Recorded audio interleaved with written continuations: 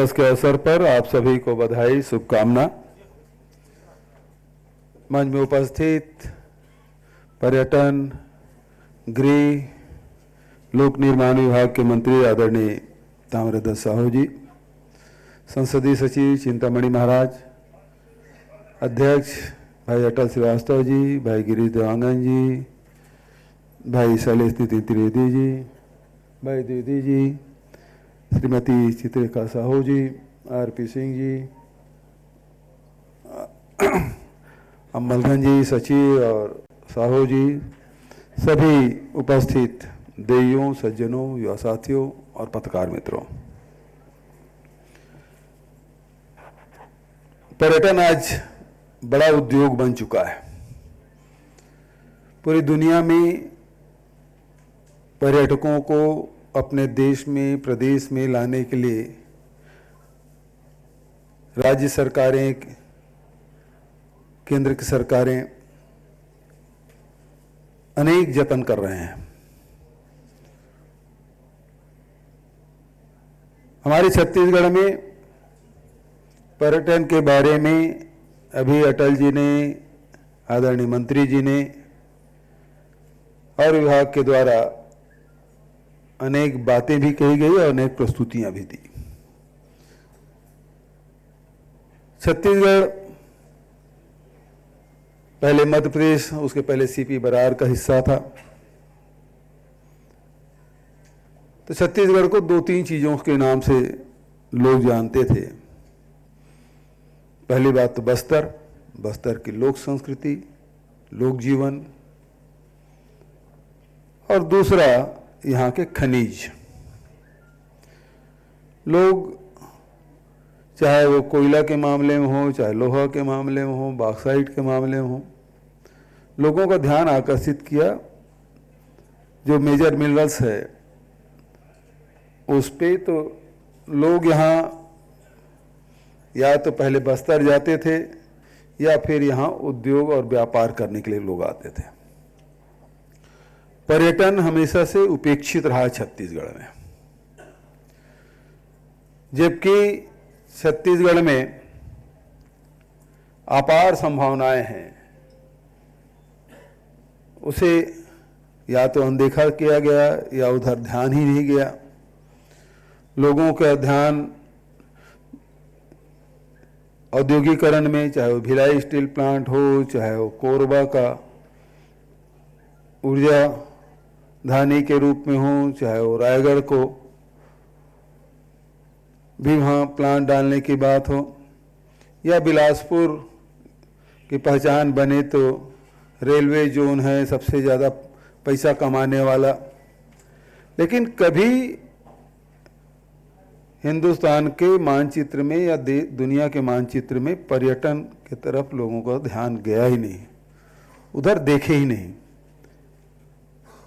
बाद में हुआ, छत्तीसगढ़ राज्य बन गया, तो छत्तीसगढ़ राज्य बनने के जैसे जैसे दिन बीतते गए, लोगों का ध्यान केवल नक्सल के मामले में था।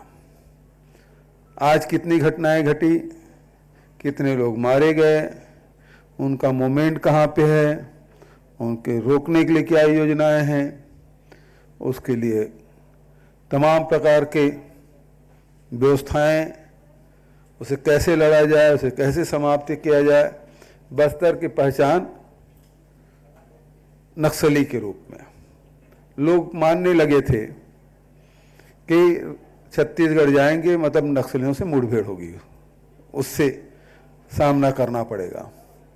चाहे रेलवे स्टेशन उतरे तुरंत नक्सली पकड़ लेंगे, एयरपोर्ट में से बाहर निकले तो नक्सलियों से सामना हो जाएगा। लोग घबराते थे। छत्तीसगढ़ में भी स्थिति ये कि हम लोगों के परिवार में कभी ये बात हो जाती थी। हम लोग तो राजनीति में हैं, शुरू से रहे हैं। बस्तर का दौरा का कार्यक्रम बना नहीं कि घर वालों का बीपी बढ़ने लगता था, और जब तक कि दौरा से वापस ना आ जाओ तब तक के ऊपर के सांस ऊपर और नीचे के सांस नीचे, ये स्थिति। तो हमारी पहचान जो उस प्रकार से नक्सलगढ़ के रूप में, जबकि छत्तीसगढ़ में इतने प्राकृतिक सौंदर्य है, सुंदरता है, प्रकृति ने हमको इतना कुछ दिया है, केवल यदि उसको ठीक से व्यवस्थित कर लें तो इतने पर्यटन आएंगे जिसके आप कल्पना नहीं कर सकते। जो आपको साइट आप विदेशों में ढूंढते हैं वो सारी चीज हमारे छत्तीसगढ़ में अब चिन्हांकित भी कर लिए। लेकिन सबसे बड़ी समस्या हमारी क्या है? हमारे सामने सबसे बड़ी समस्या एक तो वहां पहुंचने की और दूसरा वहां रुकने की, तीसरा प्रचार प्रसार तो है ही। अब जितने भी लोग पर्यटन करते हैं, या तो धार्मिक पर्यटन करते हैं, आध्यात्मिक पर्यटन करते हैं, मन की शांति के लिए करते हैं, परिवार के घूमने के लिए, ज्ञानवर्धन के लिए और मनोरंजन के लिए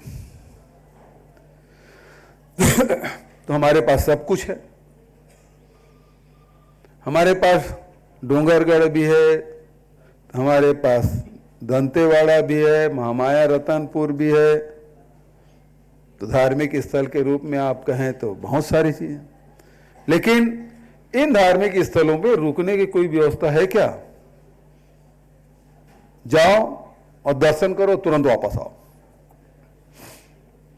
मान लो हम प्रयागराज जाते हैं या बनारस जाते हैं, तो क्या वहां संगम में स्नान करके तुरंत वापस आ जाते हैं? या बनारस जाते हैं तो भोलेनाथ के दर्शन करके आ जाते हैं? जाते हैं तो 2 दिन की व्यवस्था करके जाते हैं, एक रात तो रुके ही। तो होटल भी चलता है, ट्रांसपोर्टेशन भी चलता है, और भी गतिविधियां हैं। तो हम लोगों ने उस प्रकार से विकसित नहीं किया हमारे धार्मिक स्थलों को। राजिम कितना बड़ा हमारा केंद्र है, लेकिन रुकने की कोई व्यवस्था नहीं। गए, दर्शन किए, नदी में नहाए, तुरंत वापस। तो सबसे ज्यादा जरूरी है इन धार्मिक स्थलों पर रुकने की व्यवस्था। होटल को प्रमोट करना चाहिए, प्राइवेट पार्टी उसमें करे, मतलब उसको प्रमोट करना चाहिए, उसके उस प्रकार की योजना बनने कि वो होटल वो बनाए। अब मान लो डोंगरगढ़ अभी नवरात्रि चल रहा है, महाराष्ट्र के जितने छत्तीसगढ़ के दर्शनार्थी आते हैं उतने महाराष्ट्र के लोग भी आते हैं, मध्य प्रदेश के लोग भी आते हैं, लेकिन रुकने की कोई व्यवस्था नहीं। तो उस दिशा में हम लोगों को ध्यान देना होगा। उसी प्रकार से आप इधर चल रहे, सिरपुर है, बारनयापारा है, अब सारंगगढ़ के पैलेस वाले बैठे हैं आजकल तो पैलेस को ही कवर्धावालित कर लिए हैं। आप लोग भी इसको करें, एक रूट बन जाएगा रुकने की भी बात। होटल से ज़्यादा लोग इस प्रकार से, आप राजस्थान में चल रहे, जितने महल हैं सब बढ़िया होटल में कन्वर्ट हो गए हैं, पैसा भी मिलता है। अब राजा महाराजा कैसे रहते थे, कम से कम उसमें रह के एहसास तो कर लेते हैं कि ऐसे रहते रहे होंगे। अब तो राजा महाराजा का जमाना गया, लेकिन महल तो है तो उस प्रकार के चीजों को विकसित करने की आवश्यकता है। चाहे आप इधर सतरेगा की बात करें, या फिर ऊपर में कोरिया में कितने अब खदान ही हैं। अब वो खदान खत्म हो गया, 200 300 फीट पानी, बिल्कुल नीला पानी दिखाई दे रहा, लेकिन उसमें बोटिंग की व्यवस्था कर दी। लेकिन रुकने का वहीं हट से बना देंगे तो आदमी वहां रहे। यदि आध्यात्मिक रूप से बात करें, कितनी चीजें हैं। सिरपुर की आप वहाँ केंद्र खोल दीजिए, अमरकंटक के पास हमारे पास कबीर चबूतरा है, बहुत सारी चीज़ें हैं। राजमेरगढ़ है, यदि उसको हम लोग विकसित करें आध्यात्मिक, मान लो किसी को मेडिटेशन करना है, 1 सप्ताह का कोई का आयोजन करना चाहता है, 3 दिन का करना चाहता है, 24 घंटा करना चाहता है, वहाँ हम लोग बना दें उस प्रकार से मेडिटेशन सेंटर। तो उस पर्यटन अपने आप उसको वातावरण देने की आवश्यकता है। उस दिशा में हमारी सरकार और पर्यटन विभाग निरंतर काम कर रही है। अब जिस प्रकार से राजिम हमारे धार्मिक रूप से हम लोग सब जुड़े हुए हैं, सामाजिक रूप से जुड़े हुए हैं, माघी पुन्नी मेला आएगा तो हजारों लाखों को लोग दर्शनार्थी आते हैं, अनेक प्रकार के आयोजन होते हैं, लेकिन वहाँ कोई न रुकने का है न शेड है। अब हम लोगों ने उसको तय किया कि 55 एकड़ ज़मीन, क्योंकि उसमें वहाँ प्रभारी मंत्री भी थे, पर्यटन मंत्री भी, सब कुछ, तो उन्होंने 55 एकड़ ज़मीन आरक्षित कर ली राजिम में। तो वहाँ डोम बन जाए, रुकने साधु कुटी बन जाए, प्रशासनिक अधिकारी कर्मचारी रुकने की व्यवस्था कर जाए, मेला ग्राउंड बन जाए, पंडाल बन जाए, तो 12 महीने कुछ न कुछ आयोजन होता रहेगा। चौमासा वहाँ चतुर्मासा में कुछ न कुछ प्रकार के आयोजन होते रहेंगे, लोग आएंगे। चंपारण के कितना बढ़िया है, तो वहाँ सब लोग कर भी रहे हैं, और विकसित करने की जरूरत है। तो इस प्रकार से सब काम शासन की ओर से नहीं, बल्कि उसमें प्राइवेट पार्टिसिपेशन भी होना चाहिए और उस प्रकार की योजनाएं बने, ताकि, और मैं कहूँगा जो होटल मैनेजमेंट से जुड़े हुए हैं, ये लोग अपना प्रपोजल दें कि सिरपुर के आसपास हो, राजिम के आसपास हो, डोंगरगढ़ है, दंतेवाड़ा है, रतनपुर महामाया है, या फिर राजमेरगढ़ के आसपास, या फिर मैन पाट का दृश्य कितना सुंदर। भाई शहर लोग तो कहते हैं कि मौला बता कि खुदा कहाँ नहीं है, नहीं वो लाइन दूसरा है, मौला मुझे मस्जिद में बैठ के पीने दे, या वो जगह बता जहां खुदा ना हो, आ मेरे साथ बैठ, 2 घूंट मार और मस्जिद को हिलता हुआ देख। अब हमारे छत्तीसगढ़ में घूंट मारने की जरूरत नहीं है, आप मैन पाट चल दीजिए, धरती हिलती हुई दिखती है, जंप लगाइए, धरती हिल रही है दुनिया में कोई जगह? लेकिन है हमारे धरती, बिना पिए आप हिला सकते हैं धरती को। दुनिया और कहीं नहीं मिलेगा जो हमारे छत्तीसगढ़ में। आज बहुत धार्मिक बातें हो रही है दुनिया भर में, कट्टरता बहुत, और धर्म के बारे में ज्यादा सोचना शुरू कर दिए। लेकिन दुनिया भर में सबकी मान्यता है कि हमारा जो ईश्वर है, हमारा भगवान है, वो हमको सजा देता है, हमको आशीर्वाद देता है। इस प्रकार की मान्यता है, भगवान ही हमको आशीर्वाद देते हैं ना। ऐसे प्रार्थना करते हैं, अभी दौर चला है, सब जाएंगे मंदिर में, प्रार्थना करेंगे, है ना, बच्चों की अच्छी शादी हो जाए, वर मिल जाए, वधु मिल जाए, घर गृहस्थी बन जाए, मेरी बिगड़ी बात है वो बन जाए, बहुत सारी प्रार्थनाएं करेंगे। लेकिन भगवान को कभी दोष नहीं देते, ईश्वर की मर्जी थी, ऐसा हो गया मेरे साथ। पूरी दुनिया में ऐसी कोई व्यवस्था नहीं है कि देवता को सजा दी जाए, लेकिन हमारे छत्तीसगढ़ में, बस्तर में, यदि वो देवता ठीक से काम न करे तो उसका कोड भी लगता है, उस सुनवाई भी होती है, उसको पनिशमेंट भी दी जाती है, उसका कारावास भी है।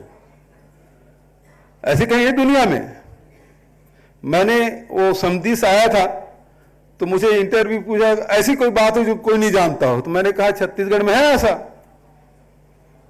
कि हमारे यहाँ बस्तर में आदिवासी के जो देवी देवता है, यदि उसकी बात नहीं माने, उसका काम ठीक से नहीं हुआ, तो फिर वहाँ उसकी शिकायत भी की जाती है और उसकी सुनवाई भी होती है, उसको सजा भी दी जाती है।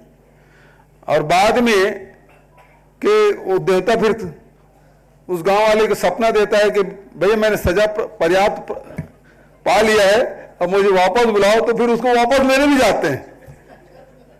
ऐसी व्यवस्था है दुनिया में कहीं? हमारे छत्तीसगढ़ में। नमस्कार, मैं हूं मानक गुप्ता। अगर आपको हमारा ये वीडियो पसंद आया हो तो इसे लाइक और शेयर जरूर करें, और हां, हमें सब्सक्राइब और फॉलो करना ना भूलें, ताकि आप देश और दुनिया की कोई खबर मिस ना करें। तो जुड़े रहिए हमारे साथ और देखते रहिए न्यूज़ 24।